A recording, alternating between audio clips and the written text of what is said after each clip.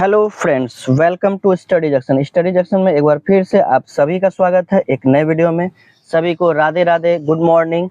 कैसे हैं आप लोग? आप लोग की तैयारी कैसी चल रही है? आई होप कि अच्छी चल रही होगी। तो दोस्तों, आज मैं इस वीडियो में लेकर आया हूं बिहार पुलिस के top 25 question daily practice set. तो अगर बिहार पुलिस 2026 में आपका वर्दी पहनने का सपना है तो आज से ये प्रैक्टिस सेट आपके लिए बहुत महत्वपूर्ण होने वाला है। दोस्तों, सिर्फ वीडियो देखने से सिलेक्शन नहीं होगा, रोज प्रैक्टिस करनी पड़ेगी। और आज से ही हम लोग शुरू करने वाले हैं डेली प्रैक्टिस करने के लिए।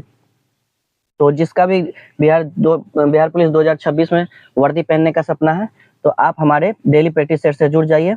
आपकी तैयारी बहुत बूस्ट होने वाली है, क्योंकि दोस्तों मैंने खुद 3 बार बिहार पुलिस का एग्जाम क्रैक किया है। तो मैं आपको उसी आधार पर क्वेश्चन प्रैक्टिस करवाऊंगा ताकि आप एक बार में एग्जाम को निकाल सके अच्छे मार्क्स के साथ। तो चलिए वीडियो को स्टार्ट करते हैं बिना कोई देरी के। तो आज के सेशन का हमारा पहला क्वेश्चन है, नंबर 1 है। पूछा जा रहा है कि बिहार में कुल कितने रामसर साइट हैं? कुल रामसर साइट दोस्तों बिहार में पूछा जा रहा है, ना कि भारत में। दोस्तों, इस क्वेश्चन में मैं एक बात बोलना चाहूंगा, ये प्रीवियस ईयर का क्वेश्चन है और इसमें जो ऑप्शन दिया हुआ है ये ऑप्शन दोस्तों इस अभी प्रेजेंट के हिसाब से जो है सही नहीं है। तो मैं आपको राइट आंसर लिख के बता दूंगा कि कितना है। उस समय यह पूछा जा रहा था दोस्तों, लेकिन मैं अभी प्रेजेंट का डाटा बताऊंगा। तो बिहार में पूछा जा रहा था कि कुल कितने रामसर साइट है, तो अभी प्रेजेंट में दोस्तों ये चारों ऑप्शन दोस्तों नहीं है आंसर। मैं इसको काट देता हूँ। बिहार में जो प्रेजेंट में है दोस्तों वह टोटल 6 रामसर साइट है। कितने रामसर साइट है दोस्तों? 6।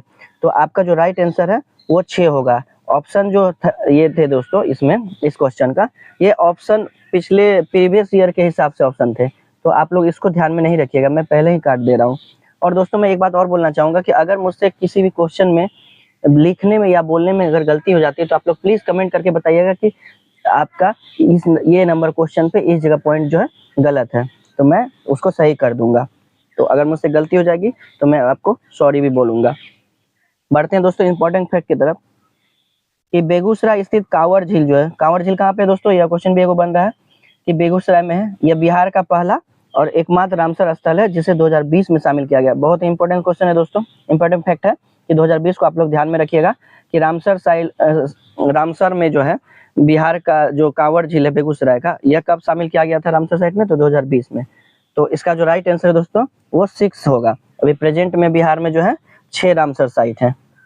नेक्स्ट क्वेश्चन है दोस्तों, क्वेश्चन नंबर 2 है दोस्तों, बिहार विधान परिषद की स्थापना जो है वह कब हुई थी? तो बिहार विधान परिषद की जो स्थापना हुई थी दोस्तों वह जो थी 1912 में हुई थी। ऑप्शन नंबर ए हमारा बिल्कुल राइट आंसर है, 1912 हमारा राइट आंसर है दोस्तों। इंपॉर्टेंट फैक्ट में दोस्तों बात कर लेंगे कि इसकी स्थापना 1 अप्रैल 1912 को हुई थी। दोस्तों डेट और ईस्वी दोनों याद रखिएगा। और पहली बैठक जो है 1913 में हुई थी और दोस्तों पटना में हुई थी। कहाँ पे हुई थी? पटना में हुई थी।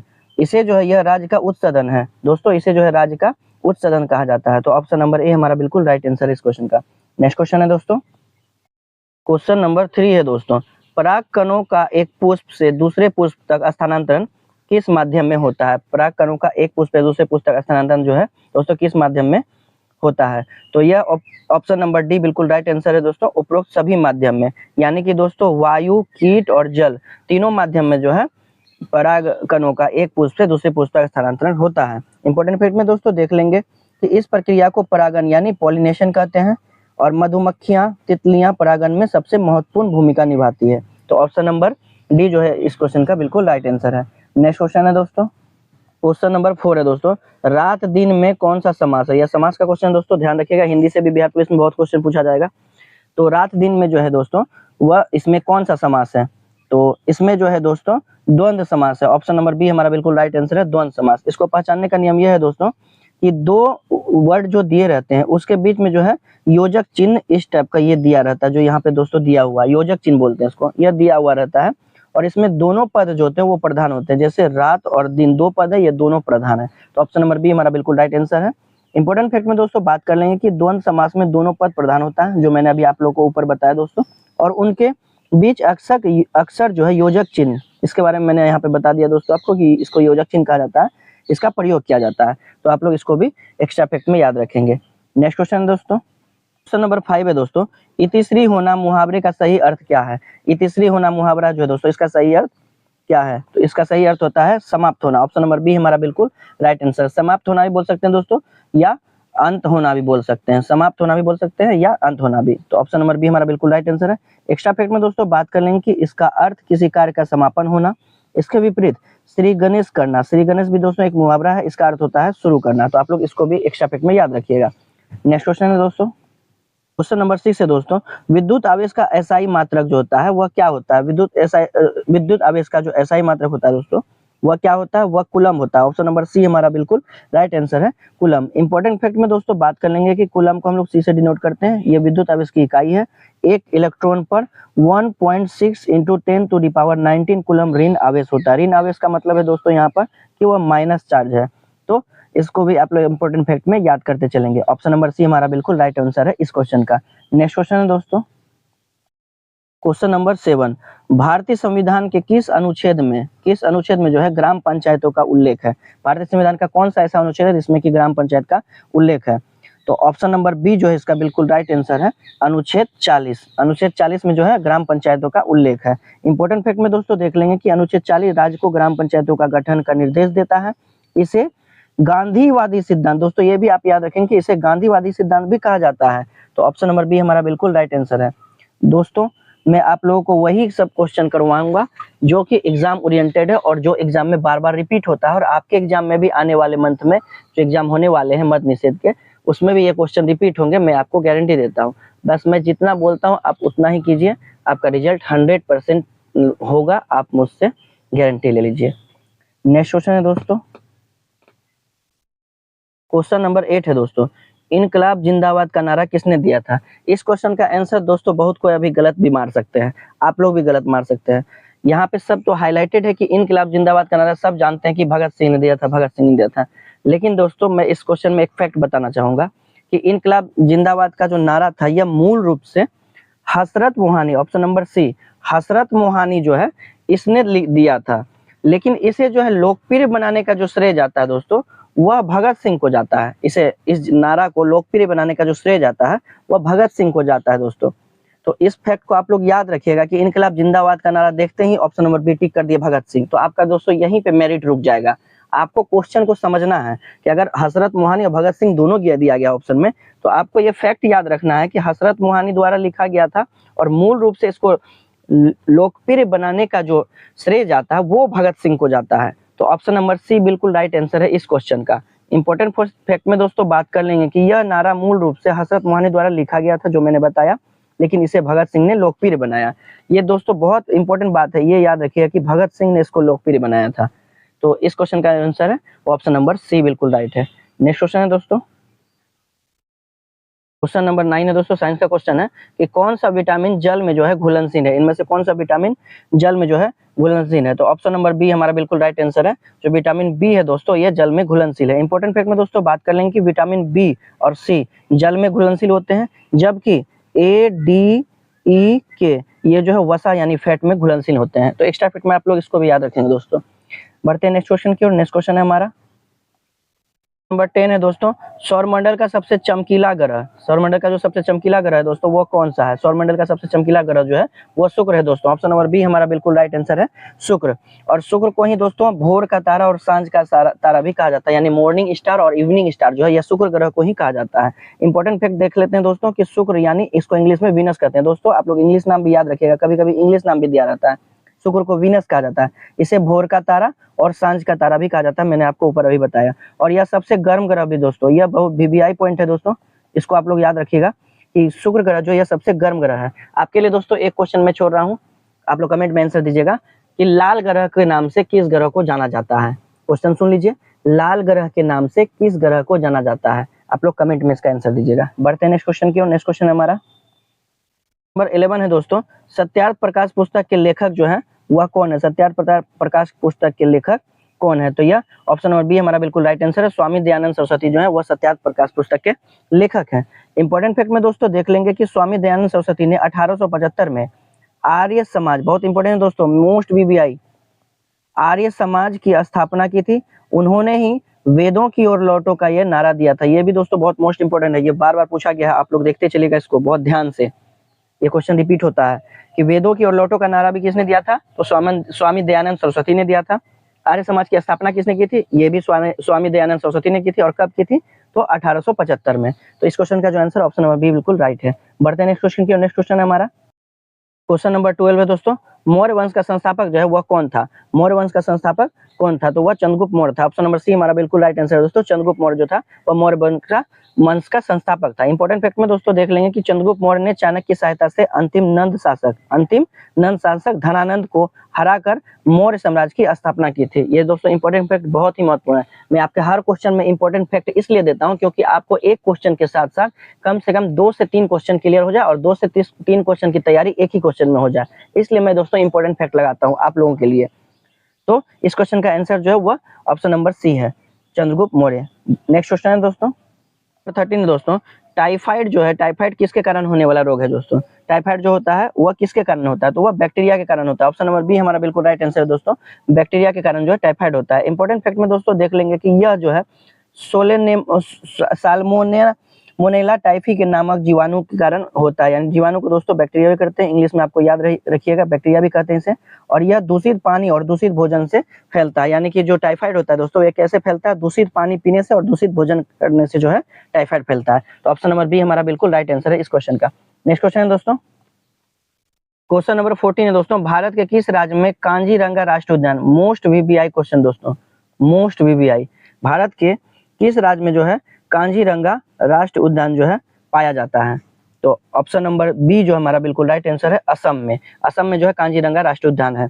इंपॉर्टेंट फैक्ट में दोस्तों देख लेंगे कि यह असम में स्थित एक सिंग वाले गेंडा, दोस्तों इसको भी बहुत अच्छा से याद रखिएगा, ये क्वेश्चन पूछा जाता है। मैं बताता हूँ कि किस टाइप से क्वेश्चन है इसका पूछा जाता है। क्वेश्चन एक बार पूछा गया था कि एक सिंग वाले गैंडे के लिए जो प्रसिद्ध राष्ट्रीय उद्यान है वह किस राज्य में है, एक सिंग वाले गैंडे के लिए, तो ये दोस्तों कांजीरंगा राष्ट्रीय उद्यान है जो कि असम में है। ऑप्शन नंबर बी हमारा बिल्कुल राइट आंसर है इस क्वेश्चन का। नेक्स्ट क्वेश्चन है दोस्तों क्वेश्चन नंबर 15 है दोस्तों कि गदर पार्टी की जो स्थापना हुई थी यह किसने की थी, गदर पार्टी का स्थापना इनमें से कौन किया था, तो लाला हरदयाल। ऑप्शन नंबर ए हमारा बिल्कुल राइट आंसर है, लाला हरदयाल ने गदर पार्टी की स्थापना की थी। इंपॉर्टेंट फैक्ट में दोस्तों बात कर लेंगे कि इसकी स्थापना 1913 में, कब दोस्तों, गदर पार्टी की स्थापना 1913 में अमेरिका के सैन फ्रांसिस्को में लाला हरदयाल और सोहन सिंह भाखना ने की थी। दोस्तों यहाँ पे आकर छूट गया, भाखना होगा, सोहन सिंह भाखना ने गदर पार्टी की स्थापना की थी इन दोनों ने मिलकर। तो ऑप्शन नंबर ए बिल्कुल राइट आंसर है, लाला हरदयाल। नेक्स्ट क्वेश्चन है दोस्तों क्वेश्चन नंबर 16 है दोस्तों, ध्वनि की तीव्रता जो है किसमें मापी जाती है, ध्वनि की तीव्रता जो है वह किसमें मापी जाती है, तो वह डेसिबल में मापी जाती है। ऑप्शन नंबर बी हमारा बिल्कुल राइट आंसर है, डेसिबल। इंपॉर्टेंट फैक्ट में दोस्तों बात कर लेंगे कि डेसिबल को शॉर्ट में डीबी कहते हैं, ध्वनि की प्रबलता को मापता है। यह सामान्य बातचीत का जो लगभग डेसिबल होता है दोस्तों यह 60 डेसिबल होता है। ये भी इंपॉर्टेंट बात है दोस्तों, आप लोग याद रखिएगा कि सामान्य बातचीत जो हम लोग आपस में करते हैं इसका शोर जो है कितना डेसिबल होता है, वो 60 डेसिबल होता है। तो ऑप्शन नंबर बी हमारा बिल्कुल राइट आंसर है इस क्वेश्चन का। नेक्स्ट क्वेश्चन है दोस्तों क्वेश्चन नंबर 17 है दोस्तों, रक्त का पीएच मान जो है वह कितना होता है, रक्त का जो पीएच मान होता है दोस्तों वह कितना होता है, तो वह 7.4 होता है। ऑप्शन नंबर बी हमारा बिल्कुल राइट आंसर, रक्त का पीएच मान 7.4 होता है। इंपॉर्टेंट फैक्ट में दोस्तों बात कर लेंगे कि रक्त जो है हल्का क्षारीय, जिसको लाइटली अल्काइन बोलते हैं, हल्का क्षारीय होता है और इसका पीएच मान स्थिर रखना शरीर के लिए बहुत महत्वपूर्ण है। एक्स्ट्रा फैक्ट में दोस्तों आप लोग ये भी याद रखिएगा। ऑप्शन नंबर बी हमारा बिल्कुल राइट आंसर है इस क्वेश्चन का, 7.4। नेक्स्ट क्वेश्चन है दोस्तों क्वेश्चन नंबर 18 है दोस्तों कि पानीपत का प्रथम युद्ध जो है यह कब हुआ था, पानीपत का जो प्रथम युद्ध हुआ था दोस्तों यह कब हुआ था, तो ऑप्शन नंबर ए हमारा बिल्कुल राइट आंसर है, 1526 हुआ था। दोस्तों डेट भी पूछा जाता है, डेट बहुत महत्वपूर्ण है, याद रखिएगा दोस्तों, 21 अप्रैल 1526 को पानीपत का जो है प्रथम युद्ध हुआ था। इंपॉर्टेंट फैक्ट में दोस्तों बात कर लेंगे कि यह जो हुआ था यह बाबर और इब्राहिम लोदी के बीच हुआ था। किसके किसके बीच दोस्तों, यह भी क्वेश्चन दोस्तों बहुत वीवीआई है, इसको भी याद रखिएगा। यह किसके किसके बीच लड़ा गया था, तो बाबर और इब्राहिम लोदी के बीच लड़ा गया था। इसी युद्ध के बाद भारत में मुगल साम्राज्य की नींव पड़ी। ये भी दोस्तों बहुत ही इंपॉर्टेंट फैक्ट है, इसको भी आप याद रखिएगा कि पानीपत के प्रथम युद्ध के बाद ही जो है मुगल साम्राज्य में, भारत में जो है मुगल साम्राज्य की नींव पड़ी थी। तो ऑप्शन नंबर ए हमारा बिल्कुल राइट आंसर है, 1526। दोस्तों डेट भी याद रखिएगा, 21 अप्रैल 1526। नेक्स्ट क्वेश्चन दोस्तों क्वेश्चन नंबर 19, रेफ्रिजरेटर में कौन सी गैस का प्रयोग किया जाता है, रेफ्रिजरेटर में जो है दोस्तों वह कौन सी गैस का प्रयोग किया जाता है? तो रेफ्रिजरेटर में दोस्तों क्लोरोफ्लोरोकार्बन, ऑप्शन नंबर सी हमारा बिल्कुल राइट आंसर है, जिसको शॉर्ट में सीएफसी बोलते हैं। क्लोरोफ्लोरोकार्बन गैस का इस्तेमाल किया जाता है। इंपॉर्टेंट फैक्ट में दोस्तों बात कर लेंगे कि सीएफसी जो है ओजोन परत को नुकसान पहुंचाती है। सीएफसी भी दोस्तों और जो एयर कंडीशनर जिसको हम लोग एसी बोलते हैं उससे भी निकलने वाली जो गैस है वह ओजोन परत को नुकसान पहुंचाती है। इसीलिए अब इसकी जगह पर अन्य सुरक्षित गैसों का प्रयोग हो रहा है इन चीजों में। तो एक्स्ट्रा फैक्ट में दोस्तों आप लोग ये भी देखते चलेंगे। नेक्स्ट क्वेश्चन है हमारा नंबर 20 दोस्तों, स्वतंत्र भारत के पहले गवर्नर जनरल कौन थे? दोस्तों यहाँ पे ध्यान रखिएगा कि स्वतंत्र भारत का पूछा जा रहा है पहला गवर्नर जनरल, तो यह कौन था? तो यह जो थे दोस्तों लॉर्ड माउंटबेटन थे। ऑप्शन नंबर ए हमारा बिल्कुल राइट आंसर है, लॉर्ड माउंटबेटन। इंपॉर्टेंट फैक्ट में दोस्तों बात कर लेंगे कि लॉर्ड माउंटबेटन पहले गवर्नर जनरल थे, लेकिन सी राजगोपालाचारी जो थे वो पहले भारतीय गवर्नर जनरल। दोस्तों क्वेश्चन में बहुत ही इंपॉर्टेंट बात है कि पहला भारतीय गवर्नर जनरल अगर पूछता है तो वो हो जाएंगे सी राजगोपालाचारी, और जब ऐसे पूछा जाएगा कि स्वतंत्र भारत के पहले गवर्नर जनरल कौन थे जो क्वेश्चन में दिया गया, तो इसका आंसर होगा लॉर्ड माउंटबेटन। तो ऑप्शन नंबर ए हमारा बिल्कुल राइट आंसर है इस क्वेश्चन का। नेक्स्ट क्वेश्चन है दोस्तों क्वेश्चन नंबर 21, गांधी जी ने कब केवल एक वस्त्र पहनने का निर्णय लिया था? गांधी जी ने कब जो है केवल सिर्फ एक वस्त्र, जिसको हम लोग धोती बोलते हैं दोस्तों, धोती पहनने का निर्णय लिया था? तो उन्होंने लिया था 1921 में। 1921 में इन्होंने यह निर्णय लिया था। इंपॉर्टेंट फैक्ट में दोस्तों देख लेंगे कि मदुरै तमिलनाडु की एक यात्रा के दौरान गरीबों की हालत देखकर इन्होंने यह कठोर निर्णय लिया था। इन्होंने कब और कहाँ लिया था? 1921 में लिया था, और मदुरै तमिलनाडु में एक यात्रा के दौरान जब उन्होंने गरीबों की हालत देखी तब उन्होंने यह कठोर निर्णय लिया था कि मैं भी एक वस्त्र पहनूंगा, और तभी से उन्होंने धोती पहनना स्टार्ट किया था। तो ऑप्शन नंबर ए बिल्कुल राइट आंसर है इस क्वेश्चन का। नेक्स्ट क्वेश्चन है दोस्तों नंबर 22 है, बेलाडीला क्षेत्र जो है अयस्क वह किसके लिए प्रसिद्ध है? बेलाडीला जो खान है दोस्तों अयस्क का, वह किस चीज के लिए प्रसिद्ध है ये पूछा जा रहा है। तो वह लौ अयस्क, ऑप्शन नंबर बी हमारा बिल्कुल राइट आंसर, वह लौ अयस्क के लिए जो है प्रसिद्ध है। इंपॉर्टेंट फैक्ट में बात कर लेंगे कि यह जो बेलाडीला क्षेत्र खान है जो अयस्क का दोस्तों, यह छत्तीसगढ़ के दंतेवाड़ा जिले में स्थित है। यहाँ जो है यहाँ से उच्च गुणवत्ता वाला हेमेटाइट लोहा, जिसको क्या बोलते हैं दोस्तों, ये लोहा का ही अयस्क है हेमेटाइट, तो हेमेटाइट लोहा जो है इससे निकाला जाता है इस खान से। तो ऑप्शन नंबर बी हमारा बिल्कुल राइट आंसर है, लौ अयस्क। नेक्स्ट क्वेश्चन है दोस्तों 23 है दोस्तों, आईयूपीएसी का पूर्ण रूप क्या होता है? साइंस में दोस्तों जो पूछा जाता है कि आईयूपीएसी नाम क्या है, इसका आईयूपीएसी नाम क्या है, इस चीज का आईयूपीएसी नाम क्या होता है, तो उसी आईयूपीएसी का यहाँ पे फुल फॉर्म पूछा गया है कि आईयूपीएसी का जो फुल फॉर्म होता है वह क्या होता है। तो ऑप्शन नंबर ए इसका बिल्कुल राइट आंसर है। आईयूपीएसी का फुल फॉर्म होता है international union of pure and applied chemistry. International union of pure and applied chemistry इसका फुल फॉर्म होता है दोस्तों, आप लोग याद रखिएगा। इंपॉर्टेंट फैक्ट में बात कर लेते हैं, यह संस्था रसायनों यानी केमिकल्स के नामकरण और उनके मानकों के लिए अंतर्राष्ट्रीय स्तर पर नियम बनाती है। तो ऑप्शन नंबर ए जो है इसका बिल्कुल राइट आंसर है इस क्वेश्चन का। नेक्स्ट क्वेश्चन है दोस्तों क्वेश्चन नंबर 24 है दोस्तों, और यह मैथ का क्वेश्चन है। मैं मैथ भी डालता हूं क्योंकि दोस्तों बिहार पुलिस में मैथ भी 4 से 5 पूछा जाता है, तो मैथ के क्वेश्चन भी मैं डालता हूं और डालूंगा, ताकि आप लोगों का मैथ भी अच्छा हो जाए और जो है आप लोग अच्छा स्कोर कर सके। तो मैथ बताने से पहले दोस्तों मैं वीडियो में एक बात बोलना चाहूंगा कि अगर मेरी वीडियो की मेहनत और वीडियो की कंटेंट या वीडियो की क्वालिटी अच्छी लगती हो तो मेरे चैनल को ज़्यादा से ज़्यादा सब्सक्राइब कीजिए, और हमारे चैनल से डेली प्रैक्टिस सेट करने के लिए जुड़िए स्टडी जंक्शन से, और वीडियो अच्छी लगती है तो लाइक कीजिए, दोस्तों को शेयर कीजिए। तो चलिए दोस्तों मैथ का ये क्वेश्चन था, क्वेश्चन नंबर 24 देखते हैं। एक त्रिभुज के तीनों कोनों का अनुपात दिया हुआ है 2, 3, 5। तो पूछ रहा है इसमें कि सबसे बड़ा कोण का जो मान क्या है, यह क्या होगा। दोस्तों मैथ हो या रीजनिंग, इसमें बनाने के लिए 2 बातें आपको हमेशा याद रखना है कि क्वेश्चन में दिया क्या हुआ है और हमसे मांग क्या रहा है, बनाने के लिए क्या बोला जा रहा है। फिर से बोलते हैं दोस्तों, मैं फिर से बोलता हूँ कि क्वेश्चन में दिया क्या हुआ है ये आपको ध्यान से पढ़ना है, और क्वेश्चन में मांग क्या रहा है ये आपको ध्यान से पढ़ना है, तभी आपका एक भी क्वेश्चन मैथ या रीजनिंग का गलत नहीं होगा। तो चलिए चलते क्वेश्चन की ओर बनाने के लिए। तो क्वेश्चन में दिया हुआ है दोस्तों कि त्रिभुज के तीनों कोनों का अनुपात जो है दिया हुआ है और सबसे बड़ा कोण का मान पूछ रहा है। तो त्रिभुज के जो तीनों कोनों का योग होता है, त्रिभुज का दोस्तों तीनों कोनों का जो योग होता है वह कितना होता है, तो वह होता है दोस्तों 180 डिग्री होता है। वह कितना होता है दोस्तों 180 डिग्री। तो अनुपात दिया हुआ है 2:3:5 दिया हुआ है, और बराबर कितना है 180 डिग्री। तो दोस्तों हम इसको कांस्टेंट बना लेंगे, तो x लगा देंगे तो 2x + 3x + 5x बराबर कितना है दोस्तों 180 डिग्री। दोस्तों मैं इसको थोड़ा सा इधर बना दे रहा हूँ ऊपर, तो 5x + 3x 8x 8x + 2x यानी कि टोटल 10x हो गया। 10x बराबर कितना है 180 डिग्री। तो x बराबर कितना आ जाएगा दोस्तों 18 डिग्री। हमसे क्या पूछा गया दोस्तों कि बड़े वाले जो कोण है इसका मान कितना होगा। तो बड़ा वाला कोण का अनुपात 5 है और x का मान कितना आ गया 18, तो 5x है। तो 5x यानी 5 गुना x का मान कितना है 18, तो 18 पंचे 90, यानी 90 डिग्री जो इसका बिल्कुल राइट आंसर है। ऑप्शन नंबर सी जो हमारा बिल्कुल राइट आंसर है इस क्वेश्चन का। इंपॉर्टेंट फैक्ट में दोस्तों मैंने दे दिया है, आप लोग इसको देख सकते हैं। नेक्स्ट क्वेश्चन है दोस्तों, आप लोग कमेंट में जरूर जवाब दीजिएगा कि आपके 25 क्वेश्चन में से कितने क्वेश्चन सही हो रहे हैं और आपके कितने स्कोर आ रहे हैं, तभी मुझे पता चल पाएगा कि आपकी तैयारी कैसी है और आपको भी पता चल पाएगा कि आपकी तैयारी कैसी है। तो दोस्तों कमेंट में जरूर बताइएगा कि आपके स्कोर कितने हुए 25 में से। तो चलिए इस क्वेश्चन नंबर 25 है और इस सेशन का अंतिम क्वेश्चन मैथ का क्वेश्चन है दोस्तों ये भी। तो चलिए करते हैं। टाइम एंड वर्क का क्वेश्चन है, यदि 10 पुरुष किसी काम को 6 दिन में कर सकते हैं तो पूछ रहा है कि 15 पुरुष उसी काम को कितने दिनों में करेंगे। मैंने अभी दोस्तों 2 बात बोला आपको कि आपको क्वेश्चन ध्यान से पढ़ना वरना आंसर गलत हो जाएगा।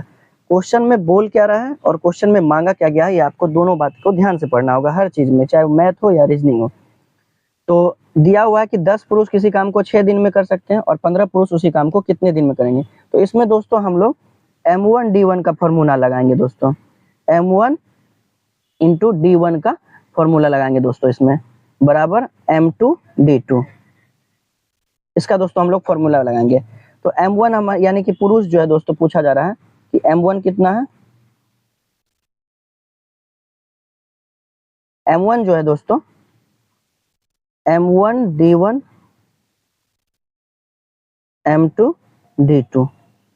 तो M1 जो है हमारा दोस्तों वो 10 पुरुष है, D1 यानी काम करने का डे जो है वह कितना है, तो वह 6 है, बराबर M2 हमारा 15 पुरुष है, तो 15 इंटू D2 निकालना है, तो D2 यहाँ लिख दिया।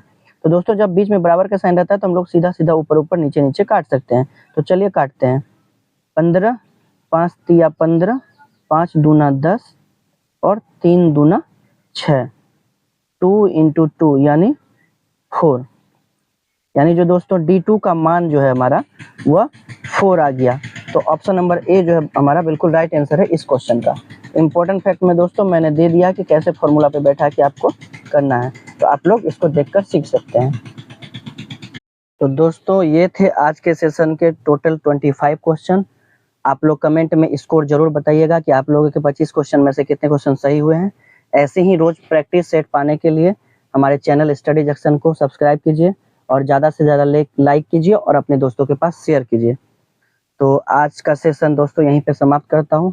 मिलते हैं नेक्स्ट सेशन में नेक्स्ट प्रैक्टिस सेट के साथ, तब तक के लिए धन्यवाद।